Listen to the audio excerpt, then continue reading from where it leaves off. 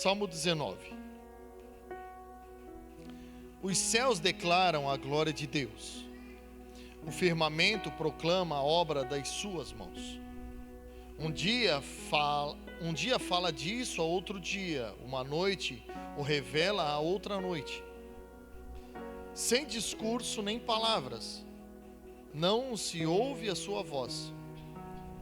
Mas a sua voz ressoa por toda a terra e as suas palavras até os confins do mundo. Nos céus ele armou uma tenda para o sol, que é como um noivo que sai de seu aposento e se lança sobre a sua carreira com a alegria de um herói. Sai de uma extremidade dos céus e faz seu trajeto até a outra. Nada escapa ao seu calor. A lei do Senhor é perfeita e revigora a alma. Os testemunhos do Senhor são dignos de confiança e tornam sábios os inexperientes. Os preceitos do Senhor são justos e dão alegria ao coração.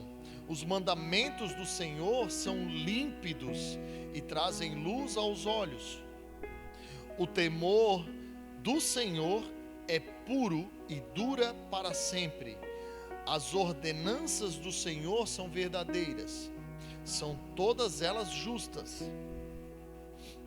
São mais desejáveis que o ouro, do que muito ouro puro. São mais doces do que o mel, do que as gotas do favo. Porque elas o teu servo é advertido. Há grande recompensa em obedecer-lhes. Quem poderá discernir os próprios erros? Absolve-me dos que desconheço. Também guarda o teu servo dos pecados intencionais, que eles não me dominem. Então serei íntegro, inocente de grande transgressão. Que as palavras da minha boca e a meditação do meu coração sejam agradáveis a ti, Senhor, minha rocha e meu resgatador. Amém? Feche seus olhos, por favor. Pai, obrigado, Senhor, pela tua palavra mais uma vez. Como o Senhor tem sido bom conosco, como o Senhor tem nos consolado, como o Senhor tem nos edificado, nos encorajado por intermédio da tua palavra, Senhor. A tua palavra que tem nos sustentado e tem nos fortalecido até aqui. A tua palavra, Senhor, que tem iluminado os nossos caminhos, Senhor. Aquilo que nós podemos enxergar para que os nossos pés não tropecem, para que a gente não tenha dano, Senhor.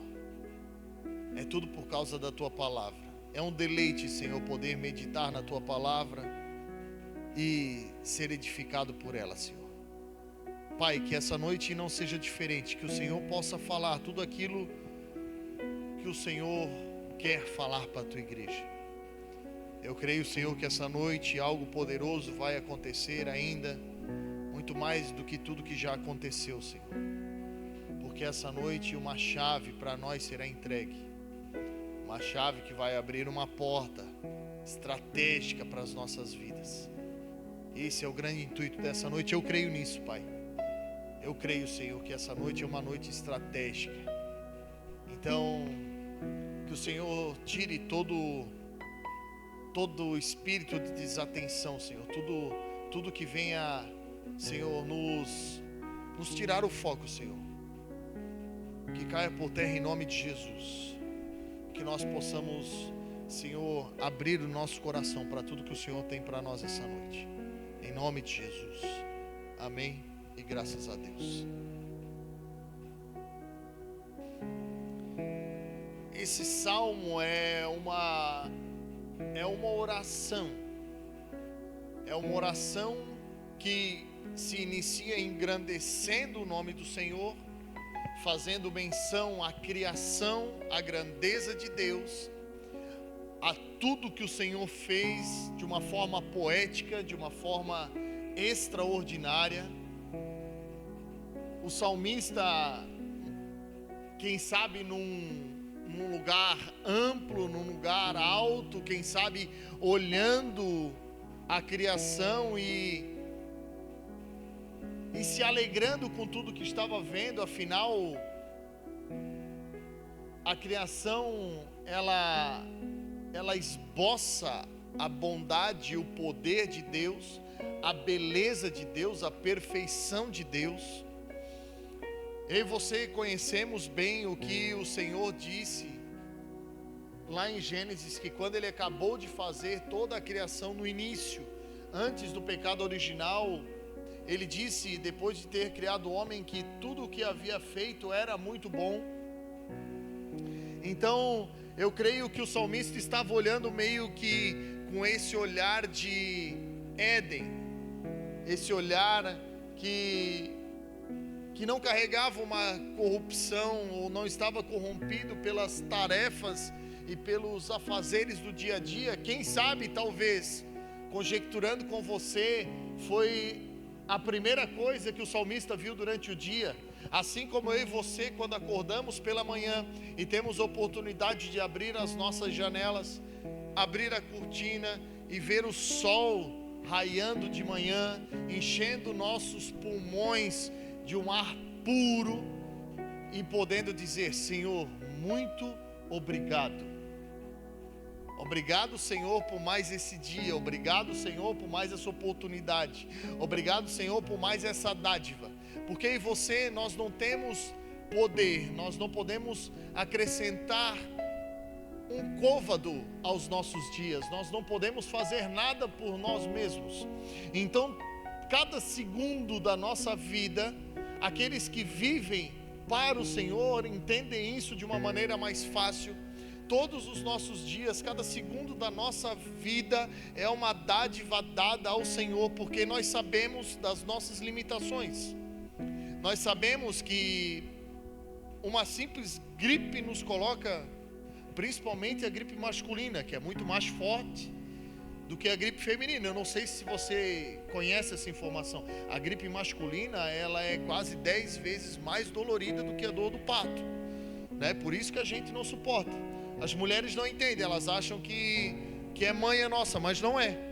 É por isso que quando o homem fica gripado, ele se entrega, porque é uma dor excomunal. Só o homem consegue entender. Nós somos seres, irmãos, frágeis.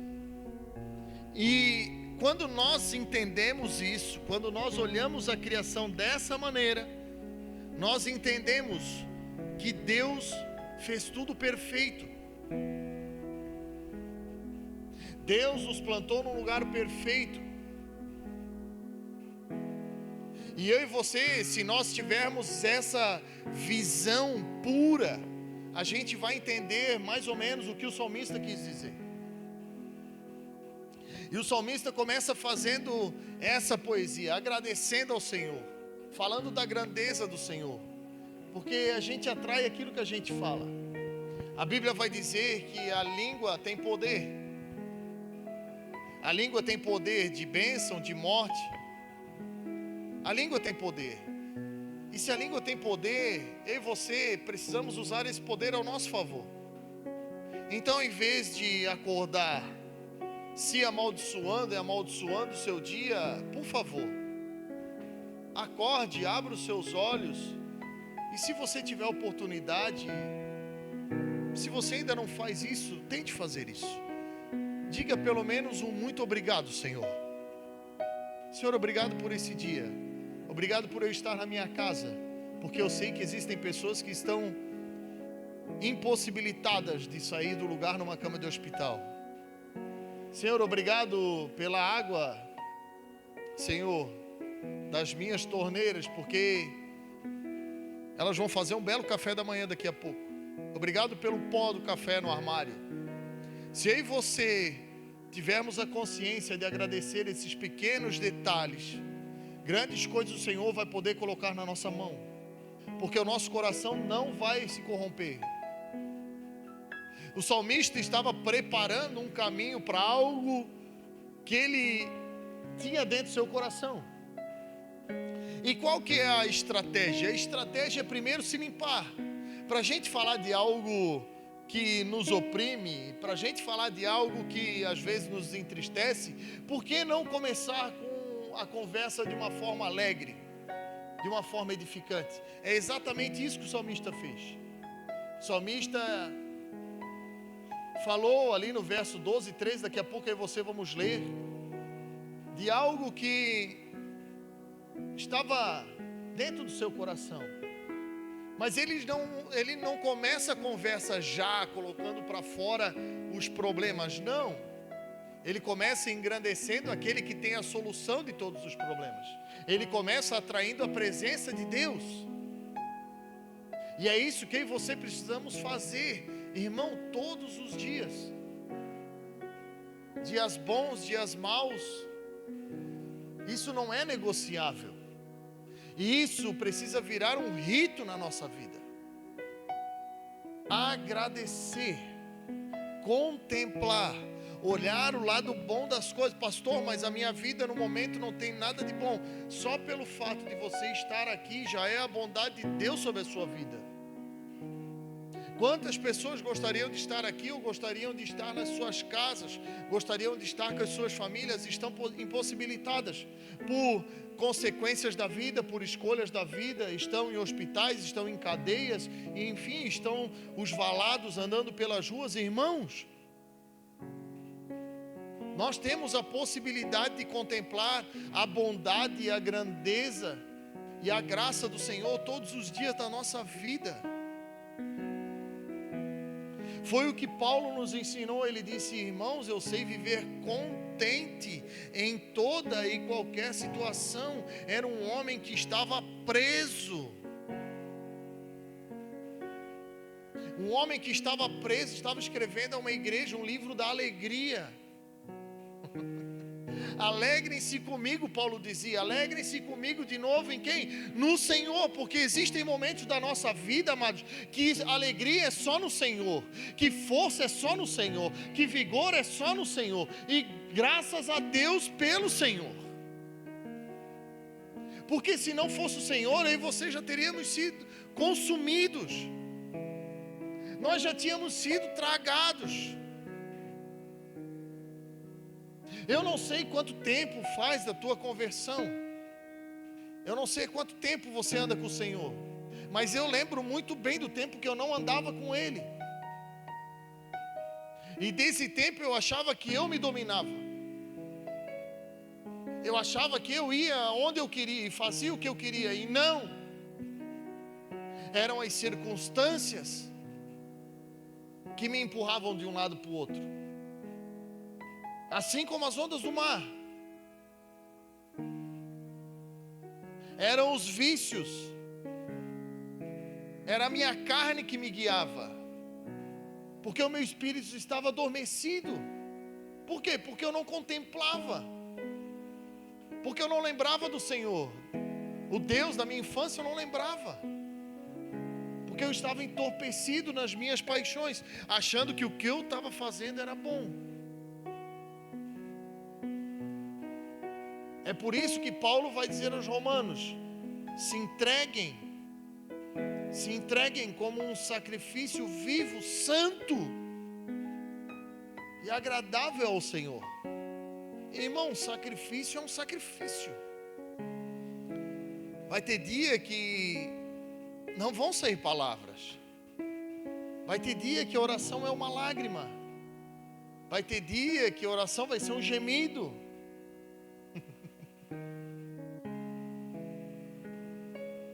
Mas em todos os dias o Senhor está conosco. Todos os dias. Todos os dias eu e você somos banhados pela misericórdia que se renova todos os dias. Aquela ação do Senhor sobre a nossa vida de não nos dar aquilo que nos era de direito. O Senhor nos livrando, passando uma borracha espiritual sobre muitas coisas da nossa vida, amados. E às vezes a gente se deixa se levar pela correria, pela demanda. Por quê? Porque a gente não contempla. Porque a gente não para 10 segundos do nosso dia para olhar o sol nascer. Não, eu vou me atrasar. Vai te atrasar para quê? Se você diz que você anda na vontade de Deus. Não, eu ando conforme o Senhor quer. Se nós andamos como o Senhor quer, se nós dizemos que andamos como o Senhor quer, o mínimo que a gente pode fazer é também contemplar o que o Senhor faz. E às vezes o Senhor cria situações na nossa vida para nos parar, para a gente diminuir a marcha, para a gente ir um pouco mais devagar, porque o Senhor quer falar conosco. E ao invés de diminuir uma marcha, a gente... Não, é agora, eu vou aumentar a intensidade. Não. Tem hora que a gente precisa dar uma diminuída.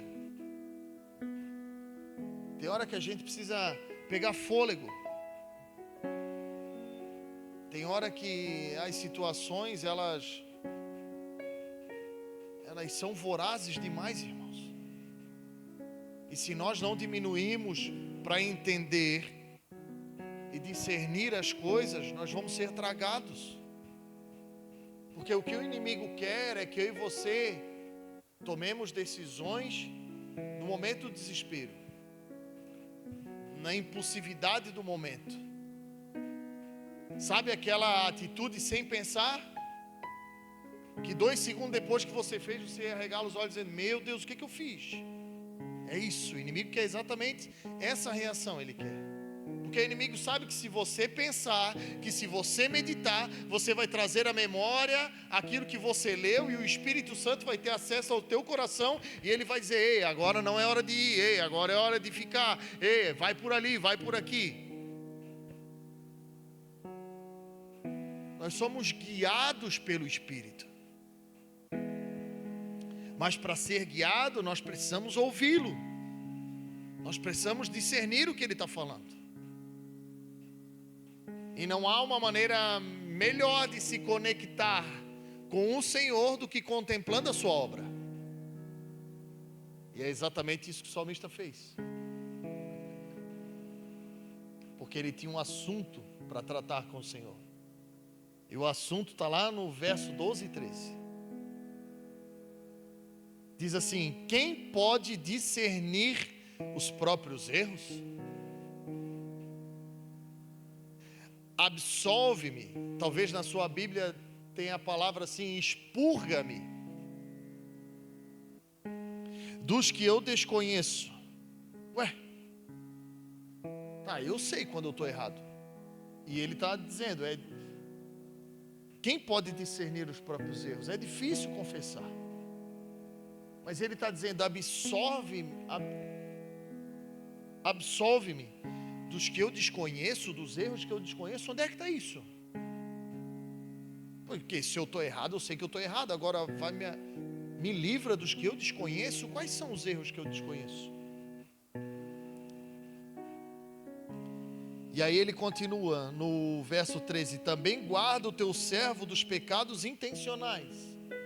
Tem pecado intencional? Tem.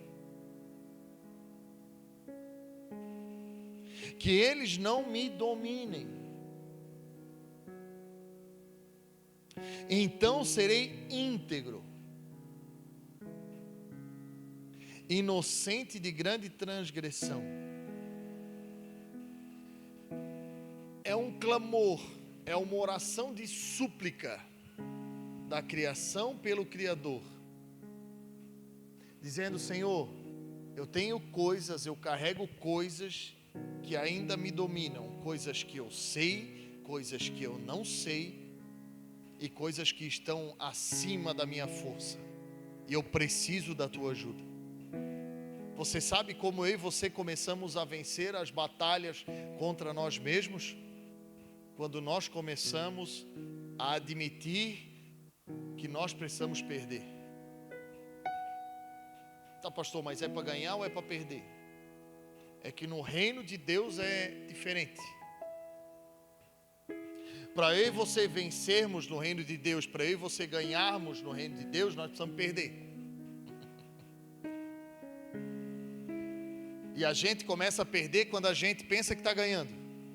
Quando a gente está fortão, quando a gente é o bambambam, quando a gente se acha o bichão, é aí que a gente começa a perder. E quando a gente faz o que o salmista está nos ensinando, dizendo assim: Senhor, eu sei quem Tu és. E quando eu reconheço quem Tu és, eu me coloco no meu lugar, eu não sou nada. Por isso eu peço a Tua ajuda, Senhor. Me ajuda. Me ajuda porque eu tenho erros que eu preciso discernir. Eu tenho falhas que me dominam. E eu sei que existem algumas ainda que estão no oculto. Me livra de todas elas. Para quê? Para que eu ache a integridade do nosso relacionamento. Integridade é ser inteiro, é ser separado. Não é ser santo, porque esse é um lugar que eu e você aqui na terra nunca vamos chegar. É o lugar almejado. Buscar a santidade é diferente de se denominar santo. Buscar a santidade é a nossa batalha incansável ao longo da nossa vida. Viver uma vida íntegra perante o Senhor é justamente isso. É buscar o Senhor todos os dias, sabendo que sem Ele nada nós podemos fazer, assim como Jesus disse: eu faço o que eu vejo o meu Pai fazendo. Eu só posso fazer o que eu estou fazendo porque eu vejo o meu Pai fazendo.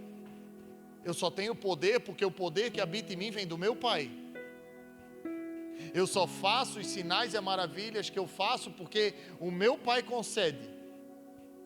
As palavras que eu falo a vocês não vêm de mim mesmo, mas vêm do meu Pai. Foi assim que Davi ganhou uma das suas maiores batalhas. Você lembra de Davi perante Golias? Golias estava afrontando o exército. E Davi foi resolver essa batalha de uma forma diferente do seu adversário. Golias queria matar Davi. E Davi apresentou a Golias um Deus que era muito mais forte do que ele. Quando Golias viu Davi, Golias insultou, disse assim: quem tu pensa que eu sou? Tu não é páreo para mim. Tu não é nada perante mim. Eu fico imaginando a cena.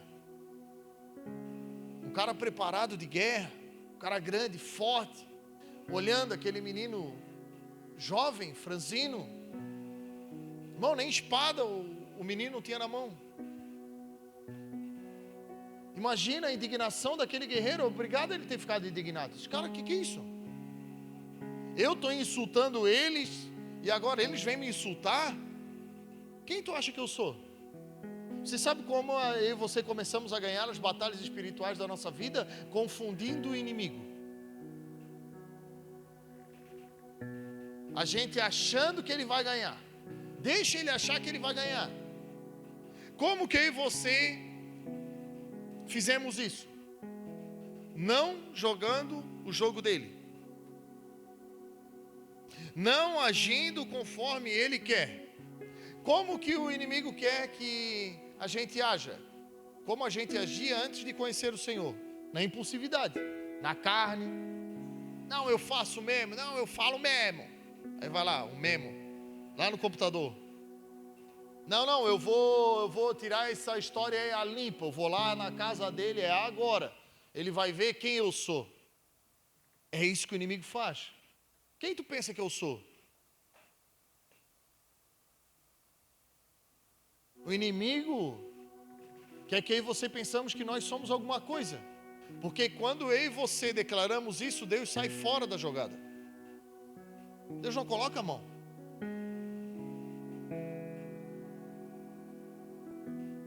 Agora Davi vem nos dar uma estratégia. Davi olha para o Golias que estava afrontando ele, para o inimigo que estava afrontando ele, olha para Golias e diz assim: tu vens contra mim, com as armas dessa terra, com espada, escudo, tu está vindo contra mim. Eu vou contra ti no nome dele. As minhas armas não estão aqui embaixo. A minha maior arma está lá em cima. Tu não estás me afrontando, Golias. Tu não estás afrontando Davi. Tu estás afrontando o exército do Deus vivo. Então assim, deixa eu te posicionar nessa batalha agora. Eu sei que para ti eu não tenho tamanho, não sou competitivo o suficiente para uma batalha. Como tu também não é para aquele no nome de que eu estou indo. É assim que a gente ganha as nossas guerras. A gente acha que muitas vezes a gente precisa falar para ganhar algumas batalhas, e não é. Nossas maiores batalhas a gente ganha de boca fechada e de joelho no chão.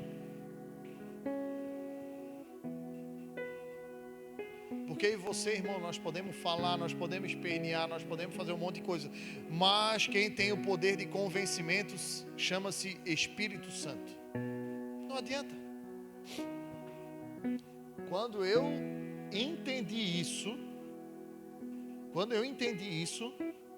o meu casamento ficou uma bênção.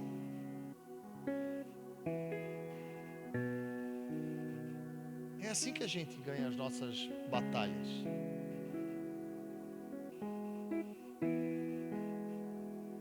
As nossas derrotas acontecem justamente por causa de divisão. Como que dá uma briga entre um casal? Competição. Como que dá uma briga entre pai e filho? Você conhece algum pai e algum filho que estão anos sem se falar? Por que você acha que pessoas ficam anos sem se falar? Porque os dois querem ganhar. Os dois estão certos. Os dois carregam a verdade. E se você falar tanto com um quanto com o outro, sem conhecer a história de nenhum dos dois, tu vai dizer, cara, não, tá certo mesmo? Porque cada um olha a sua perspectiva da história. E eu passei por isso.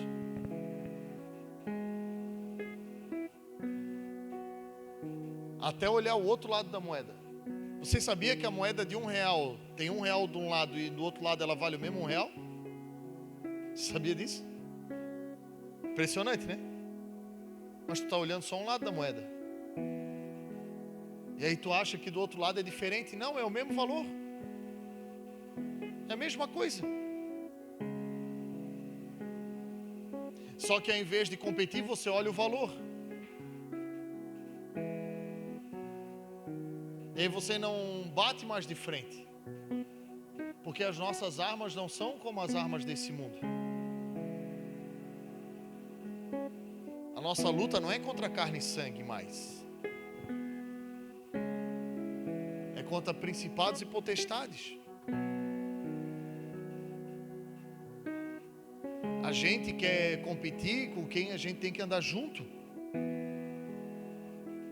E muitas vezes esses são os pecados que estão ocultos. Os pecados que eu desconheço. Não, eu estou certo. Não, mas são erros que... Cara, como é que tu vai discernir isso?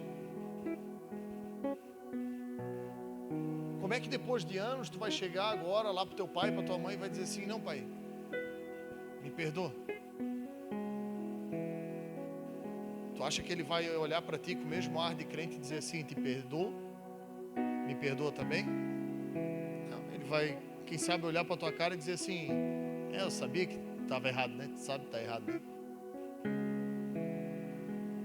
E é nessa hora que a gente decide se a gente vai ganhar a luta ou se a gente vai continuar perdendo.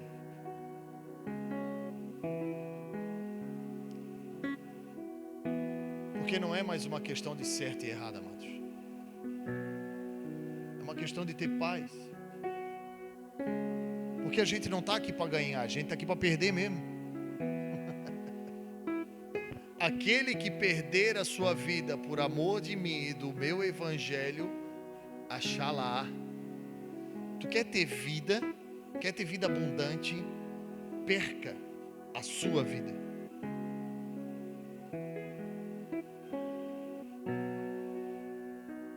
Quando quiserem discutir, se finge de louco, irmão. Não, é isso aí mesmo, cara, é isso aí. E deu. Porque onde não tem lenha, a fogueira se apaga. As pessoas gostam de uma discussão mesmo. E às vezes a gente está errado também. Sabe aquela toalha de banho que a gente deixa em cima da cama? Está errado. Mas lá na frente vai haver um erro do outro lado. E aí a gente decide como que a gente vai querer viver. Se é num ambiente de guerra ou num ambiente de paz. Porque só há paz quando um ganha. E para um ganhar, o outro tem que perder. Mas aí há paz. Porque enquanto os dois querem ganhar, é guerra. Ou não é verdade? Qual que é o intuito da guerra? Um perder e um ganhar. E a guerra só acaba quando isso acontece. Enquanto nenhum dos dois for derrotado, é guerra. É por isso que tu vê casamentos em pé de guerra durante anos. Relacionamentos, pais e filhos em guerra durante anos. Porque todo mundo quer ganhar. Ninguém quer se render. Por quê? Porque existem coisas que dominam ainda. Porque existem coisas que estão no oculto e ainda me dominam. Coisas que ainda eu não discerni. Discernir é ter clareza. Discernir é diferente de sabedoria. Discernimento eu e você recebemos. Discernimento de espírito é um dom. E dom Deus dá. Sabedoria eu e você precisamos pedir. A Bíblia diz: peçam sabedoria e o Senhor vai dar. Com abundância o Senhor dá. Porque o Senhor sabe que eu e você perecemos por falta dela. Por falta de conhecimento. A Bíblia não diz que o meu povo perece por falta de conhecimento. Por falta de sabedoria. Sabedoria é saber que tomate é uma fruta. E discernimento é não colocar ele numa salada de fruta. Sabedoria é você saber sobre as coisas. E discernimento é saber o modo operante daquilo. Eu e você podemos saber vários versículos bíblicos. Nós podemos recitar versículo bíblico o dia inteiro. E o modo operante?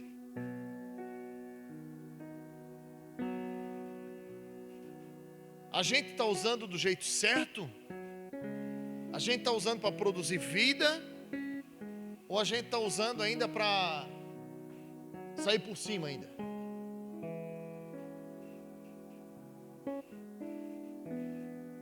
É o que o salmista está dizendo: Senhor, me ajuda a discernir, Senhor. Me ajuda a entender. Eu não quero viver nesse lugar de ser dominado.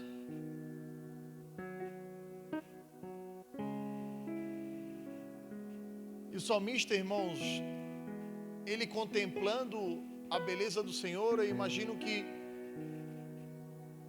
ele começou a pensar como era no Éden. Porque lá no Éden, Deus deu uma palavra ao homem: domine sobre todas as coisas. O homem lá não era dominado por nada. Essa é a primeira palavra que Deus dá ao homem: domine sobre todas as coisas. Então isso daqui é uma opressão. Senhor, eu estou sendo dominado. E essa dominação, Senhor, da minha alma, dos meus erros, dos meus pecados, Senhor, estão fazendo uma catástrofe na minha vida. Me ajuda.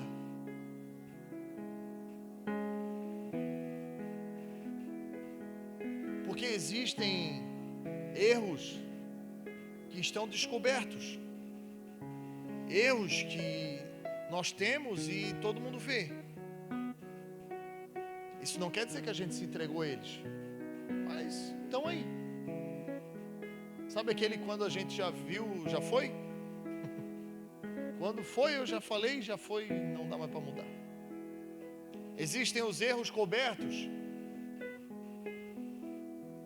que são aqueles difíceis de vencer. O descoberto a gente sabe qual é, e todo mundo vê. O coberto não. O coberto é aquele que eu tento esconder. Talvez um espinhozinho na carne, aquele negócio que a gente passa uma vida inteira lutando. Sabe aquela situação que tu até foge, porque tu sabe que se tu ir para lá vai dar ruim. Tem os ocultos. Os ocultos são os que eu não conheço. Os ocultos são aqueles que estão na nossa mente e foram gerados em nós lá na infância. Quem sabe um trauma está aí dentro. Se você orar ao Senhor, você vai ver que situações da sua vida, você se comporta numa determinada maneira na sua vida hoje, que te arremete a um trauma do passado. Esses são os erros ocultos, que a gente não conhece. Você pode conviver com alguém e não entender por que aquela pessoa se comporta daquela determinada maneira, porque assim, meu Deus, é tão discrepante. E se você começar a conviver, se você começar a conversar, você vai ver que lá na infância houve um trauma, houve uma situação que morreu, que está aqui dentro só. Está guardado lá dentro. E quando vem o gatilho, a reação. E existem os cegos, os erros cegos, que a gente não vê. Todo mundo ao redor vê. E a gente acha que não está fazendo nada de errado.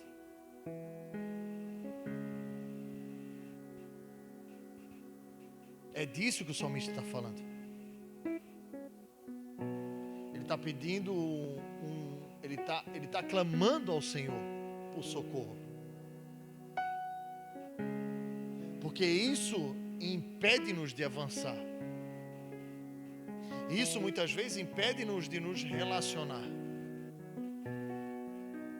E o Senhor veio tratar disso hoje justamente para nos curar dessas situações.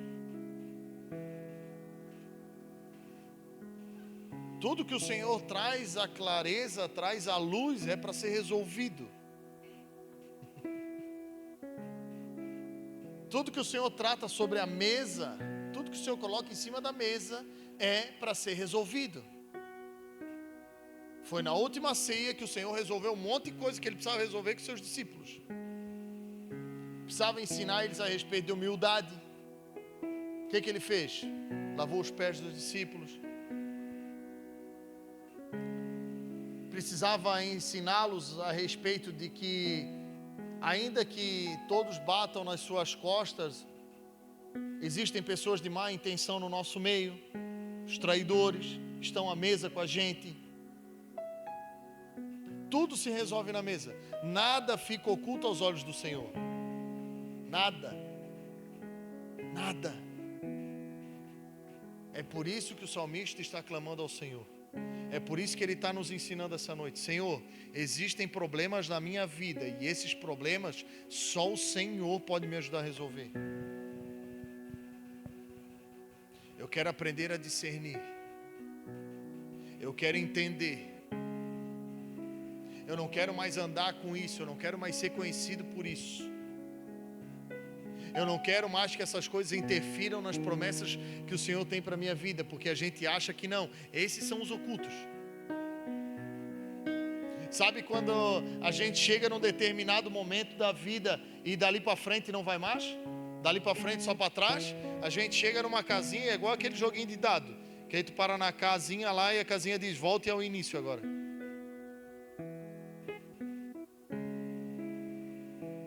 E aí a gente acha que é o outro. Não foi porque não me deram oportunidade. Não, é porque você tem erros ocultos que você ainda não sabe.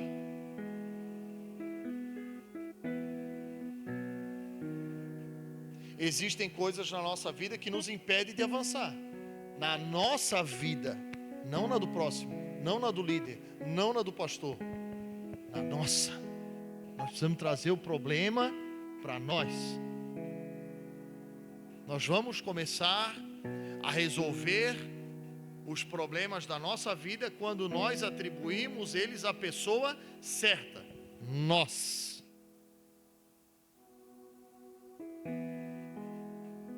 Isaías recebeu a sua primeira palavra de envio quando ele reconheceu que ele tinha um problema. Senhor, eu sou um homem de lábios impuros. Deus chamou Moisés porque sabia do seu coração, e Moisés teve a mesma conversa com Deus. Senhor, tem certeza que é eu, porque eu sou duro no falar. Senhor, eu não sou nada, eu não sou ninguém, o Senhor está me enviando, e cadê a credencial? Eu vou chegar lá e vou dizer que Deus mandou? Sim, é isso que tu vai fazer.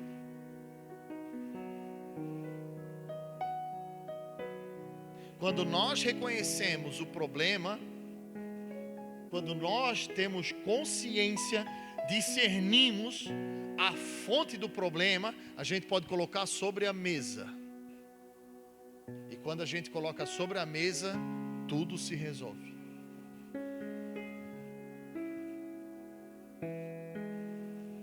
Jesus escreveu uma carta para uma igreja.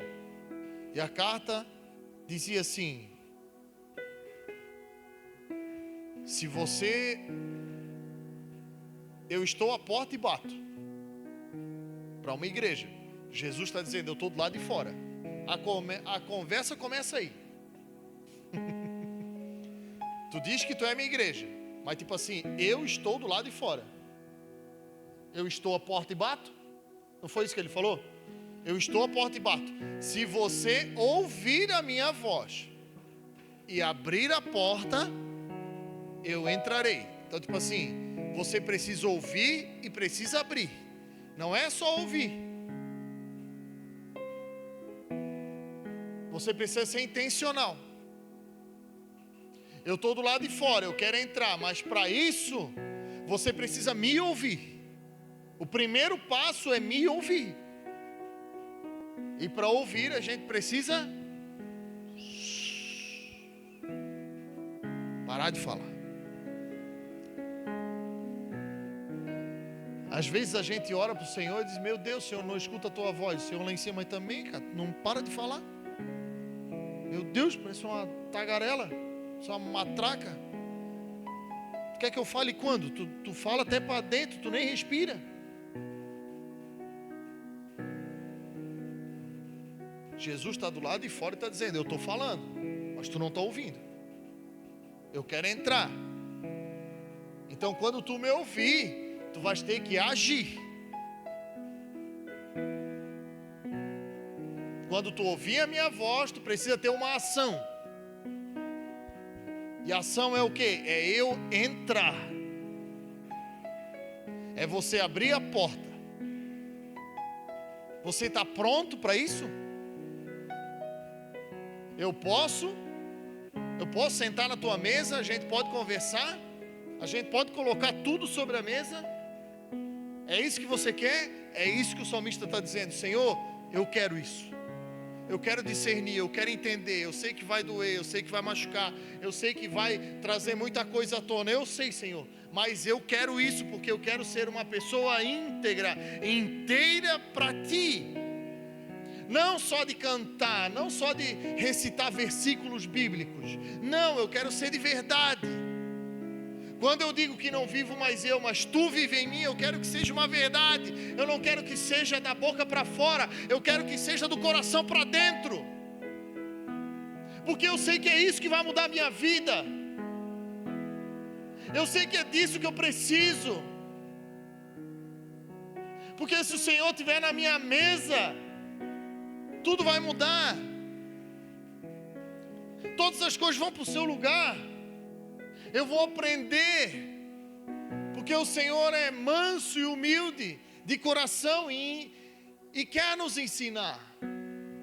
Ele disse, Venham a mim vocês que estão cansados e sobrecarregados, aprendei de mim que sou manso e humilde de coração, e vocês encontrarão descanso para as vossas almas.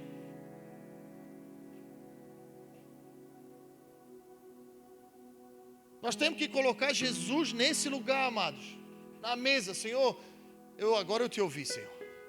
Espera aí, deixa eu abrir a porta. Entra aí, Senhor, entra aí. Senta aí, Senhor. Vamos ceiar. Vamos bater um papo. Agora, Senhor, que o Senhor entrou, que o Senhor está na minha casa, o Senhor está comigo, me ajuda a discernir, Senhor.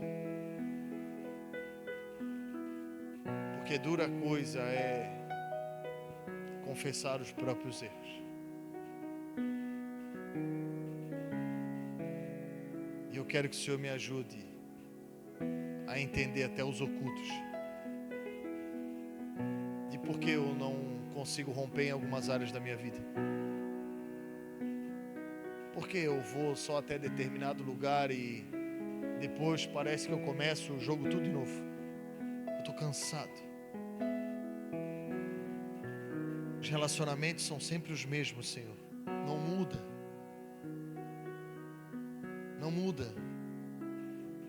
As pessoas vêm, se aproximam, quando parece que vai dar tudo certo, dá tudo errado, e é sempre a mesma coisa, Senhor.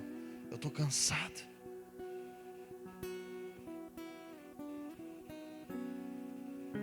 Existem coisas na nossa vida que cansam, amados. E fazer a mesma coisa sem frutificar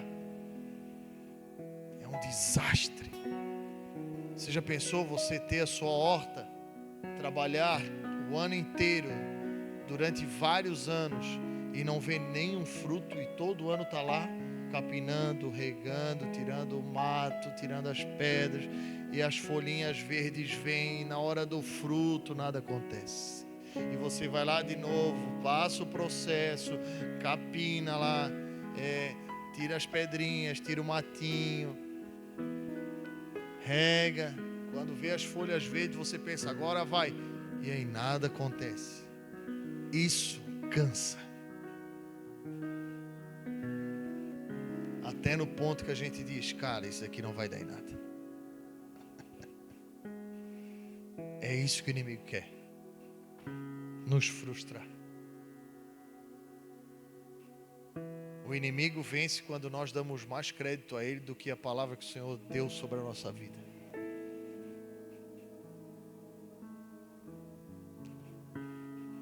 Quando nós pegamos a promessa do Criador de todas as coisas, que disse que nós seríamos, que disse que nós iríamos, que disse que nós conseguiríamos, e nós damos crédito naquele que só quer ver a nossa derrota, naquele que só quer roubar, matar e destruir. Então a gente diz, não, o capiroto estava certo mesmo.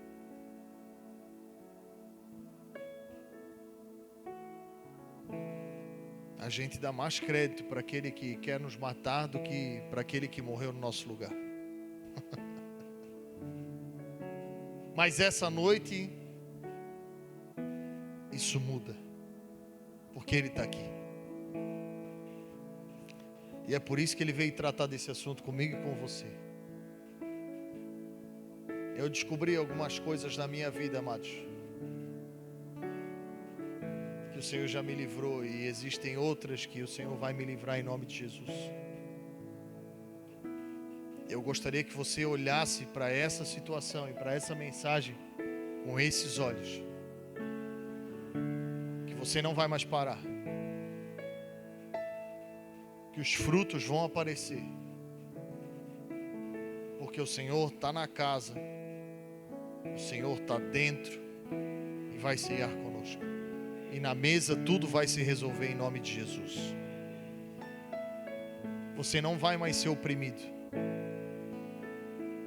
Você não vai mais ser humilhado pelas situações. O único que tem poder de nos humilhar é o Senhor. Humilhai-vos debaixo da potente mão do Senhor. Esse é o lugar da nossa humilhação.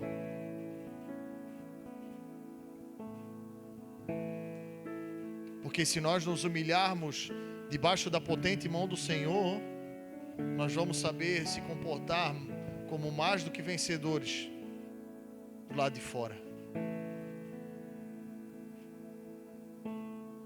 Nós vamos saber contemplar as coisas que o Senhor tem feito na nossa vida. E cada detalhe vai nos trazer esperança. Uma vitória hoje, uma vitória amanhã. Uma bondade hoje, uma bondade amanhã. E quando você vê, você vai estar cercado pela graça de Deus. Cercado. Você vai dizer assim, ó, meu Deus. É isso mesmo? É isso. Você vai ver a bondade de Deus em todas as coisas, em todas as áreas da sua vida. Você vai ver porque Deus está em tudo, tudo está em Deus. Não existe nada fora dele. Ele tem cuidado de mim, de você, de uma forma extraordinária. Em todos os detalhes Ele tem cuidado de nós. E é nisso que nós precisamos fitar os nossos olhos. A bondade do Senhor sobre a nossa vida. Se coloque de pé, por favor.